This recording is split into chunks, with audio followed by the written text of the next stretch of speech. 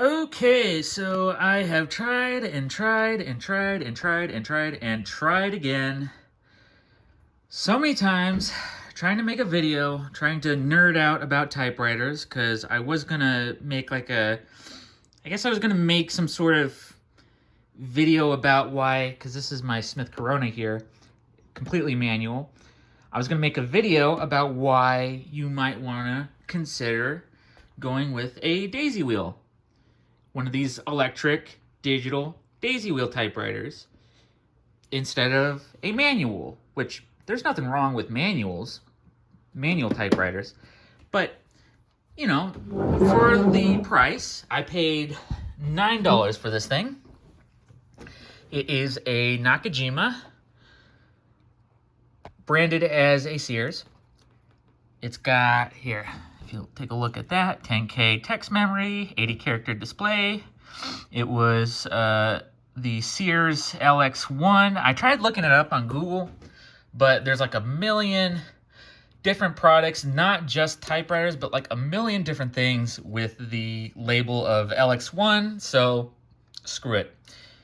I definitely know that it's a Nakajima because Nakajima made a ton of typewriters for a ton of different brands and whatnot, but I digress. Anywho, let's go power this thing on. Sorry, I had to adjust. Boop. Anywho, I'm going to load some paper. Let's go ahead and put you, the phone, dear viewers. I'm going to put you on here, like so. Oh dear. Okay, back to the nerd zone. So anyways, let's take a look at this thing.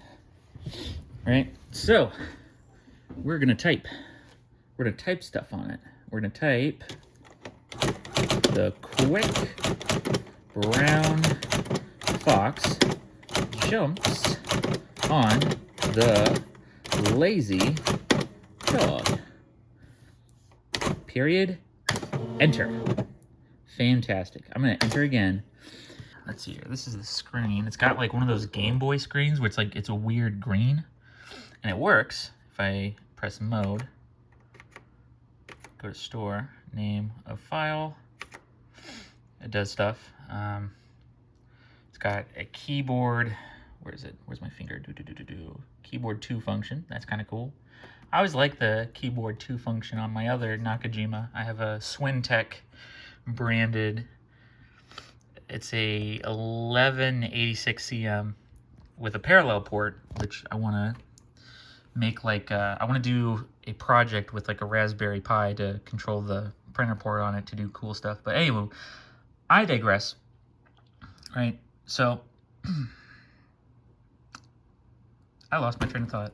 Where am I going with this? Anywho, one thing that's cool about this, let's go ahead and take one of these keycaps off, because I don't know if you noticed. Let me just go ahead and, well, I guess I could just type it. Well, okay, maybe you couldn't hear that, but it is not a membrane. It is not a membrane keyboard. It is a mechanical keyboard. Specifically, if I pull, maybe let's not have this thing on. But if I pull this keycap off, like so, because this was the easiest keycap to pull off. Oh, fuck. Piece of shit. Come on. You motherfucker. I had this thing. Ah, oh, come on, you bitch. Oh, that's a terrible word. I'm sorry. God damn it. Okay. I'm going to set this down. Come on. Let me see. I'm trying to make a YouTube video, god damn it. Fuck. Shit. Alright, fuck you. Let's do a different key. Let's try this one. Reverse index. Come on.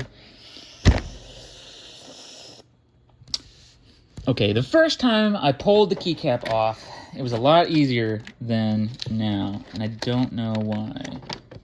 Ah! Okay, so we did that now. So we have it pulled off. So let me just put that back. But check this out. This ain't like your normal mechanical keyboard where it's, you know, you have like MX switches or Alp switches. Check this out. It's a buckling spring. It's just like the, what is it? The Model M, the IBM Model M. Check that out. How cool is that? Okay, so let's, this is the relock button. Let's put the relock button back in place like nothing happened. Come on, come on. Come on, little one. It's time to go home. Come on. There we go. Okay, perfect. But yeah, this thing is actually a buckling spring keyboard. And I've never actually used a buckling spring before. I've had plenty of MX switched keyboards. I've had MX reds and blues and some that were poo, but this is my first buckling spring keyboard, and man, this is nice. This is actually really nice.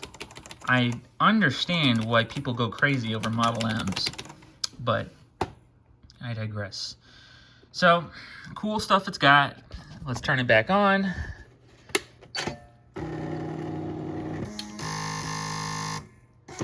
Okay, we're gonna go up. Oh, I don't remember doing that. Whatever. Whatever. So, you can set your margin here. Both left and right margins, margin release, the usual, the stuff that you find on a manual or like a older electric, you know, crap like that. You have the code button, and with these Nakajimas, they're pretty good when it comes to, you know, simplistic code stuffs. So, like,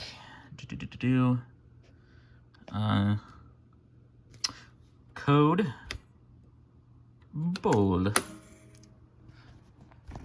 and then we're gonna type in how bold of you, good sir, and then exclamation point to get my point across. How bold of you, good sir.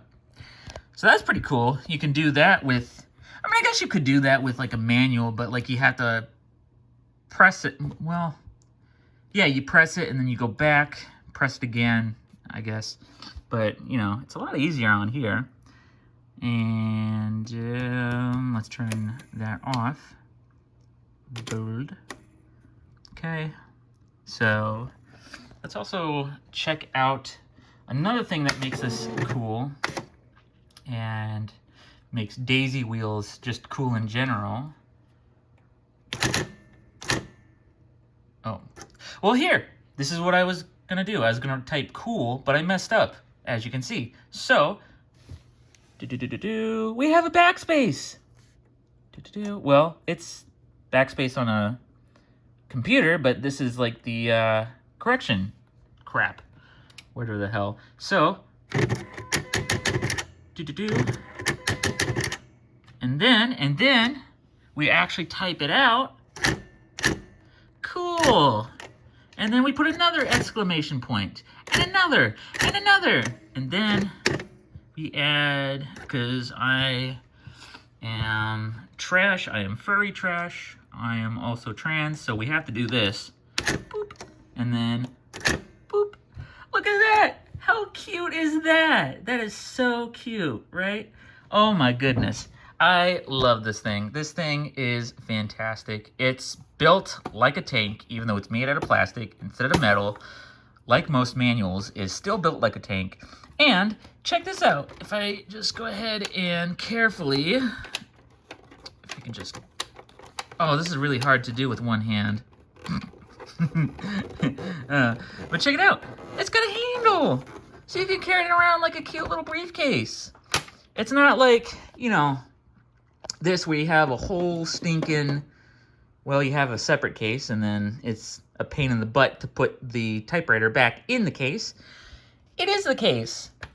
You just, you just have your little carry handle and you go on your way. How cute. This thing is very cute and I really like it. I appreciate it. I like the color on it. I like the weird sort of late 80s, early 90s. It reminds me of like a Yamaha DX7, which is pretty cool. But it's just so cool. It's so cute. I don't know if I can get keycaps for it. It would be cool to have custom keycaps, but you never know. But anywho, I just wanted to nerd out on this new, totally cool, totally radical freaking typewriter. So here you go. Anyways, this is the Jasmine. See ya.